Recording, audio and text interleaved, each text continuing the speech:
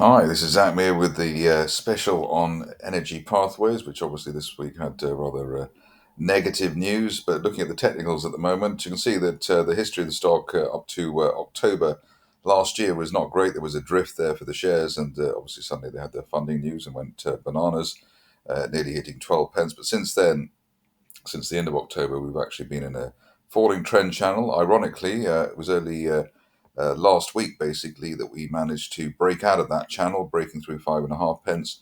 We'd already had bounces off the 50-day moving average, which actually made it look as though the shares were ready to head back to at least obviously 6 pence, which they did, but probably up to the 8 pence mark. But what was even more interesting is that going into the 14th of August, going into Thursday, there were 3 down days of failure at the 200-day moving average.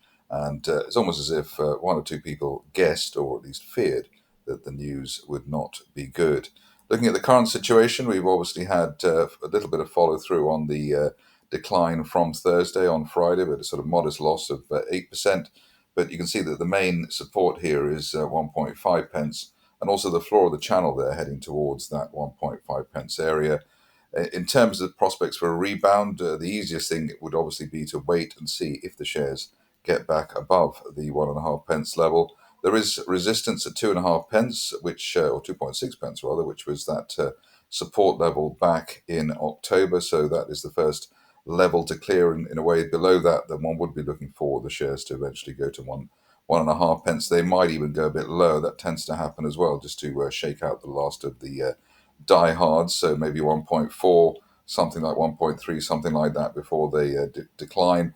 The other point to note at the moment is that the shares are back near RSI 30, which is the traditional oversold level. They rallied from RSI 30 at the beginning of June, and also have rallied at that point, especially back in October last year from RSI 30. So, on that basis, there is the possibility of a rebound from current levels, but actually, the easiest thing here would be maybe to let the shares drift for another 2 or 3 sessions just to see whether the last of the weak hands are finally out of the shares. But initial target on the upside, if there is a rebound, 2.6 pence, end of day close above that, and we might be looking at a revival.